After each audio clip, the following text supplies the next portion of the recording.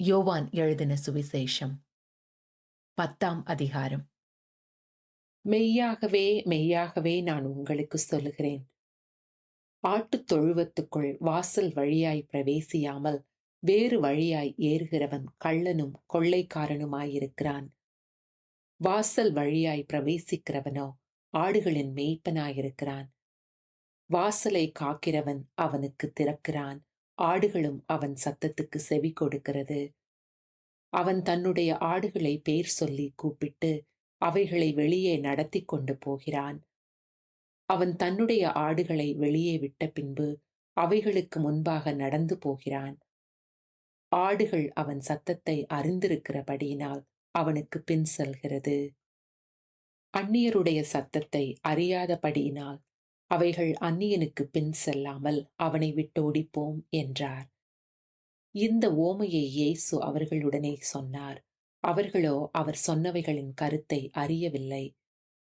ஆதலால் இயேசு மறுபடியும் அவர்களை நோக்கி, நானே ஆடுகளுக்கு வாசல் என்று மெய்யாகவே மெய்யாகவே உங்களுக்கு சொல்லுகிறேன்.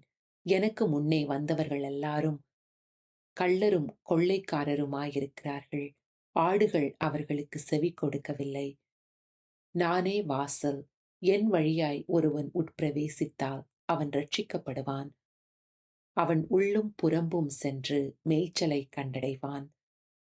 திருடன் திருடவும் கொல்லவும் அழிக்கவும் வருகிறானே அன்றி வேறொன்றுக்கும் வரான். நானோ அவைகளுக்கு ஜீவன் உண்டாயிருக்கவும் அது பரிபூரணப்படவும் வந்தேன். நானே நல்ல மேய்ப்பன். நல்ல மேய்ப்பன் ஆடுகளுக்காகத் தன் ஜீவனை கொடுக்கிறான். மேய்ப்பனாயிராதவனும் ஆடுகள் தனக்கு சொந்தமில்லாதவனுமான கூலியாள் ஓநாய் வருகிறதைக் கண்டு ஆடுகளை விட்டு ஓடிப் போகிறான்.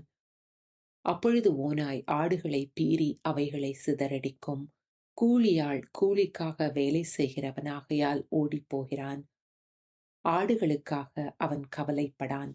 நானே நல்ல மேய்ப்பன். பிதா என்னை அறிந்திருக்கிறது போலவும் நான் பிதாவை அறிந்திருக்கிறது போலவும் நான் என்னுடையவைகளை அறிந்தும் என்னுடையவைகளால் அறியப்பட்டும் இருக்கிறேன். ஆடுகளுக்காக என் ஜீவனையும் கொடுக்கிறேன். இந்த தொழுவத்தில் உள்ளவைகள் அல்லாமல் வேறே ஆடுகளும் எனக்கு உண்டு. அவைகளையும் நான் கொண்டு வர வேண்டும். அவைகள் என் சத்தத்துக்கு செவி கொடுக்கும். அப்பொழுது ஒரே மந்தையும் ஒரே மேய்ப்பனுமாகும். நான் என் ஜீவனை மறுபடியும் அடைந்து கொள்ளும்படிக்கு அதை கொடுக்கிறபடியினால் பிதா என்னில் அன்பாயிருக்கிறார். ஒருவனும் அதை என்னிடத்திலிருந்து எடுத்துக்கொள்ள மாட்டான். நானே அதை கொடுக்கிறேன். அதை கொடுக்கவும் எனக்கு அதிகாரம் உண்டு. அதை மறுபடியும் எடுத்துக்கொள்ளவும் எனக்கு அதிகாரம் உண்டு. இந்த கட்டளையை என் பிதாவினிடத்தில் பெற்றுக்கொண்டேன் என்றார். இந்த வசனங்களின் நிமித்தம் யூதருக்குள்ளே மறுபடியும் பிரிவினையுண்டாயிற்று. அவர்களில் அநேகர், இவன் பிசாசு பிடித்தவன், பைத்தியக்காரன், ஏன் இவனுக்கு செவி கொடுக்கிறீர்கள் என்றார்கள். வேறே சிலர், இவைகள் பிசாசு பிடித்தவனுடைய வசனங்கள் அல்லவே, குருடருடைய கண்களை பிசாசு திறக்கக்கூடுமா என்றார்கள்.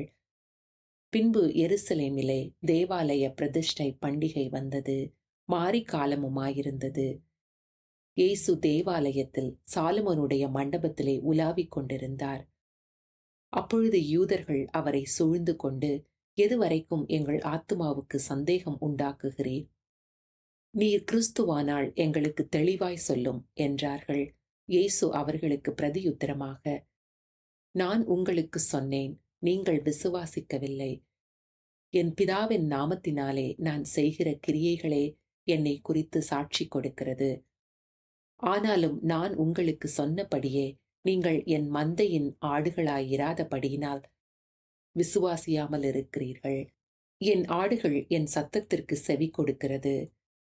நான் அவைகளை அறிந்திருக்கிறேன். அவைகள் எனக்கு பின் செல்கிறது. நான் அவைகளுக்கு நித்திய ஜீவனை கொடுக்கிறேன். அவைகள் ஒரு காலம் கெட்டுப் போவதில்லை. ஒருவனும் அவைகளை என் கையிலிருந்து பறித்துக் கொள்வதுமில்லை. அவைகளை எனக்கு தந்த என் பிதா எல்லாரிலும் பெரியவராயிருக்கிறார். அவைகளை என் பிதாவின் கையிலிருந்து பறித்து கொள்ள ஒருவனாலும் கூடாது. நானும் பிதாவும் ஒன்றாயிருக்கிறோம் என்றார். அப்பொழுது யூதர்கள் மறுபடியும் அவர் மேல் கல்லெறியும்படி கல்லுகளை எடுத்துக்கொண்டார்கள். இயேசு அவர்களை நோக்கி, நான் என் பிதாவினாலே அநேக நற்கிரியைகளை உங்களுக்கு காண்பித்தேன். அவைகளில் எந்த கிரியையின் நிமித்தம் என் மேல் கல்லெறிகிறீர்கள் என்றார். யூதர்கள் அவருக்கு பிரதியுத்தரமாக, நற்கிரியையின் நிமித்தம் நாங்கள் உன்மேல் கல்லெறிகிறதில்லை. நீ மனுஷனாயிருக்க உன்னை தேவன் என்று சொல்லி இவ்விதமாக தெய்வ தூஷணம் சொல்லுகிறபடியினால் உன்மேல் கல்லெறிகிறோம் என்றார்கள். இயேசு அவர்களுக்கு பிரதியுத்தரமாக, தேவர்களாயிருக்கிறீர்கள் என்று நான் சொன்னேன் என்பதாய் உங்கள் வேதத்தில் எழுதியிருக்கவில்லையா? தேவ வசனத்தை பெற்றுக்கொண்டவர்களே தேவர்கள் என்று அவர் சொல்லியிருக்க, வேத வாக்கியமும் தவறாததாயிருக்க, பிதாவினால் பரிசுத்தமாக்கப்பட்டும் உலகத்தில் அனுப்பப்பட்டும் இருக்கிற நான் என்னை தேவனுடைய குமாரன் என்று சொன்னதினாலே தேவ தூஷணம் சொன்னாய் என்று நீங்கள் சொல்லலாமா? என் பிதாவின் கிரியைகளை நான் செய்யாதிருந்தால் நீங்கள் என்னை விசுவாசிக்க வேண்டியதில்லை. செய்தேனேயானால் நீங்கள் என்னை விசுவாசியாதிருந்தாலும் பிதா என்னிலும் நான் அவரிலும் இருக்கிறதை நீங்கள் அறிந்து விசுவாசிக்கும்படி அந்த கிரியைகளை விசுவாசியுங்கள் என்றார். இதனின் நிமித்தம் அவர்கள் மறுபடியும் அவரை பிடிக்கத் தேடினார்கள். அவரோ அவர்கள் கைக்கு தப்பி யோர்தானுக்கு அக்கரையிலே முன்னே யோவான் ஞானஸ்தானம் கொடுத்து கொண்டிருந்த இடத்துக்கு திரும்பி போய் அங்கே தங்கினார்.